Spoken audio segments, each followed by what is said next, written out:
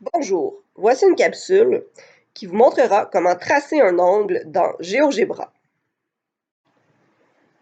Donc, pour tracer un angle quelconque dans GeoGebra, bien un angle, c'est constitué de deux demi-droites. Donc, je vais me tracer deux demi-droites partant du même sommet. Et par la suite, je vais aller chercher, donc dans mon menu Angle, je vais choisir l'angle, et là, je vais aller sélectionner mes trois sommets. Mes 3 points en réalité, donc 2 points sur les demi-droites et au centre, le sommet de mon angle. Donc ici, ce que je constate, c'est que j'ai mon angle rentrant. Donc dans GeoGebra, on a un petit menu ici qu'on peut faire apparaître avec la flèche, qui est très utile d'avoir, d'afficher en tout temps. Ici, on pourrait dire si on veut l'angle donc qui est aigu dans ce cas-ci, je vais aller dire à GeoGebra que je veux seulement les angles entre 0 et 180 degrés.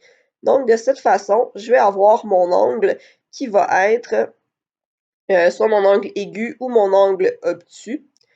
Et si on veut aller chercher l'angle rentrant, bien, on va dire à GeoGebra dans notre menu, bien entendu, on clique sur notre angle et on va lui dire de 0 à 360 degrés.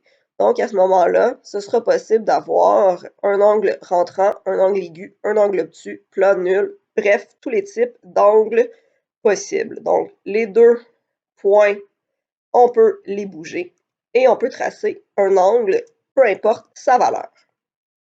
Ce qui va nous intéresser davantage, c'est comment tracer un angle de mesure donnée.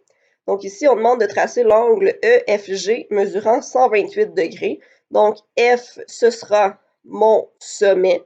Donc ce que je vais faire, je vais mettre un point. Je peux écrire F directement sur mon clavier. Donc j'ai mon menu pour renommer qui va apparaître. Donc ici, j'aurai mon sommet. Par la suite, je vais aller tracer une première demi-droite, donc partant du sommet F, et mon nouveau point. Donc, je vais aller dessus et je vais le renommer. Donc, je vais l'appeler E, par exemple. Et il va me rester à tracer donc mon point G pour tracer mon angle de 128 degrés. Donc, ce que je vais faire, c'est que je vais faire un angle de mesure donné. On sélectionne un premier point, ensuite le sommet, et je vais venir écrire 128 degrés. Donc ici, on parle du sens horaire ou anti-horaire. Donc, dans notre cas, peu importe la situation, on va pouvoir aller tracer.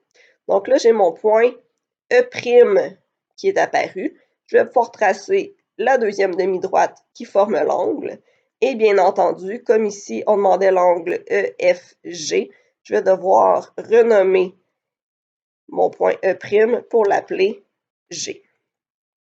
Donc, on voit bien ici notre angle de 128 degrés. Le sommet est F. Donc, si je bouge, on voit que l'angle n'est pas déformé, va toujours rester un angle de 128 degrés. Donc, le point G, c'est impossible de le déplacer parce qu'il a été créé à partir des deux autres points. Merci.